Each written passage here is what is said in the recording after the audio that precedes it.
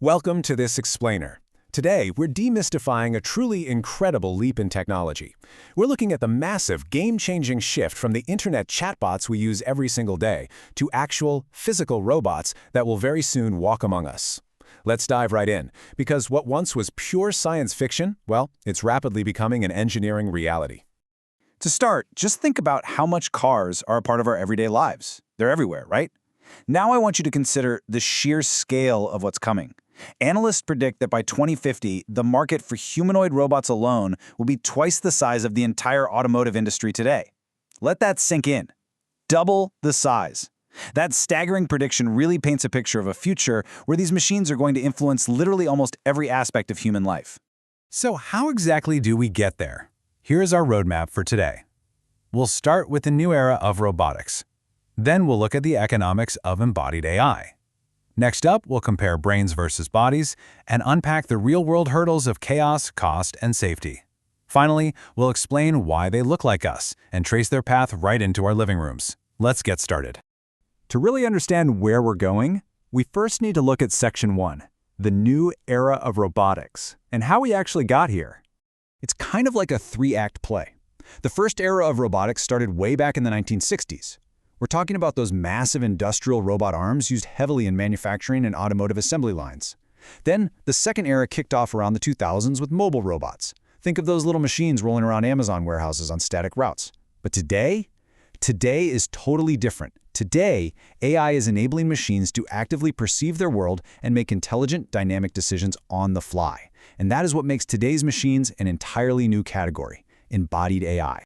Let's move right along to Section 2. Economics of embodied AI and its massive impact on human ambition. There are basically two big ways these robots are going to completely rewire our economy. The first is capacity. These robots are going to fill massive labor gaps. Think back to American history for a second. At one point, 90% of Americans worked in agriculture. Today, it's only about 2%? But that other 88% didn't just become permanently unemployed, right? That shift unlocked entirely new industries that our ancestors literally couldn't have imagined. Embodied AI will be a similar kind of labor-saving device, allowing us to produce far, far more. The second piece is capability. I absolutely love this rhetorical question from our sources. How many blacksmiths does it take to build a laptop?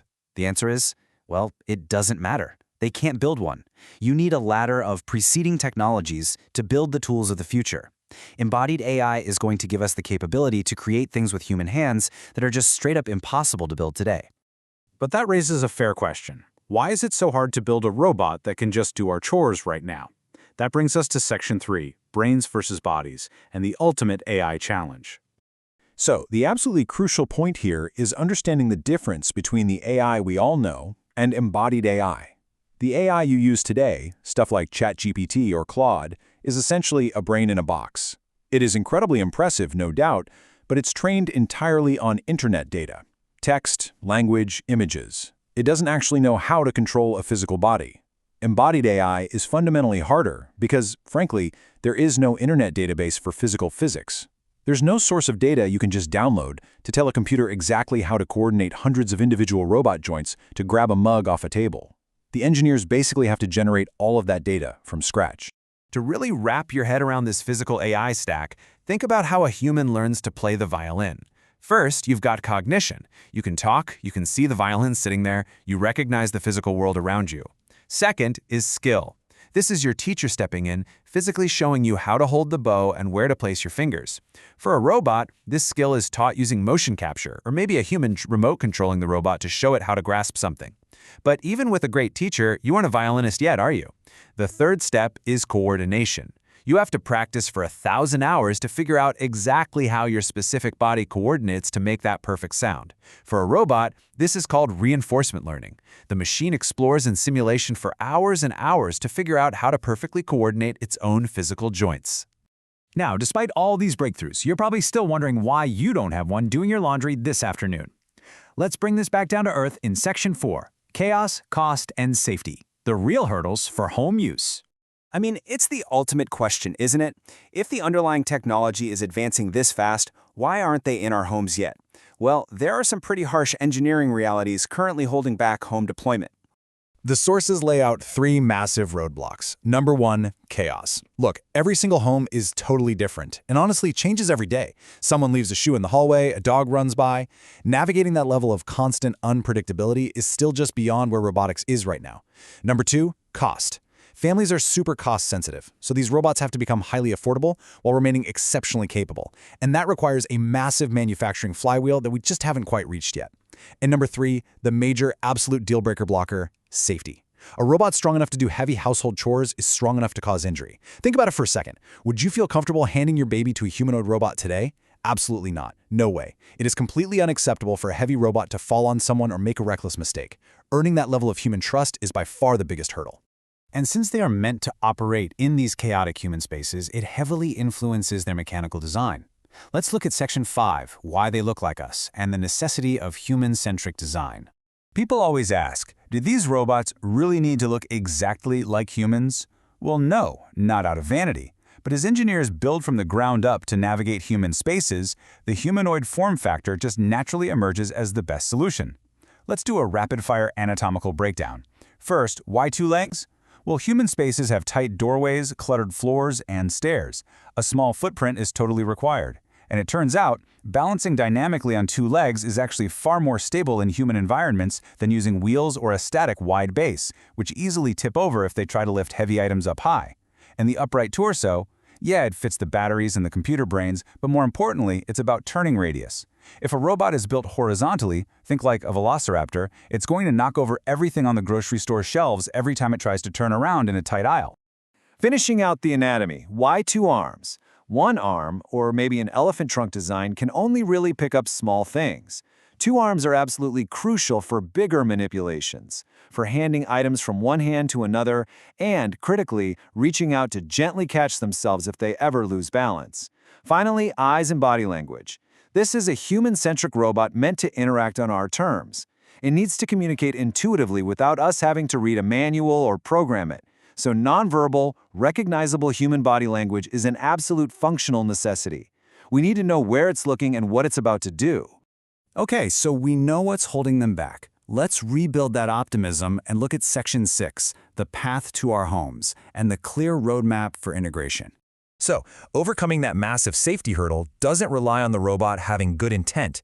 Robots don't have morals or judgment. It completely relies on the designer's intent to engineer away every imaginable risk. Step 1, which is where we are today, uses physical barriers. Robots like Digit are working in Toyota and Amazon warehouses right now, but they are behind fences to keep people separated. Step 2 introduces smart sensors. This is coming very soon, where robots can certifiably detect a person approaching, stop what they're doing, gently set down their load, and fully power off before the person even gets close to touching them. Finally, Step 3 is intelligent decision-making. This is the massive, ongoing AI effort to achieve true trust, where a robot's behavior is so incredibly reliable you can safely work right next to it, or even shake its hand, without any surprises. And that safety progression perfectly mirrors the rollout progression we'll see across different industries. Step 1 is the beachhead market. This is doing the dull, dirty, dangerous, and repetitive tasks, like moving heavy plastic warehouse bins all day. That provides enough value to cover the robot's costs today. As they master complex manipulation and gather millions of hours of safety data, they move to Step 2. Commercial. You'll start seeing them in the back rooms of grocery stores, maybe stocking retail shelves after hours, or working in hospitals and hotels. Finally, Step 3 is the destination, seamlessly and safely working side by side with us inside our homes. Now, I know, moving plastic bins in a warehouse might seem a little underwhelming for a highly advanced futuristic robot. But this analogy really puts it perfectly into perspective. You have to think of embodied AI as a foundational technology, much like electricity itself. When electricity was first harnessed, the very first valuable use case we had for it was just the light bulb. Today's warehouse robots, they are that light bulb. It's just the start.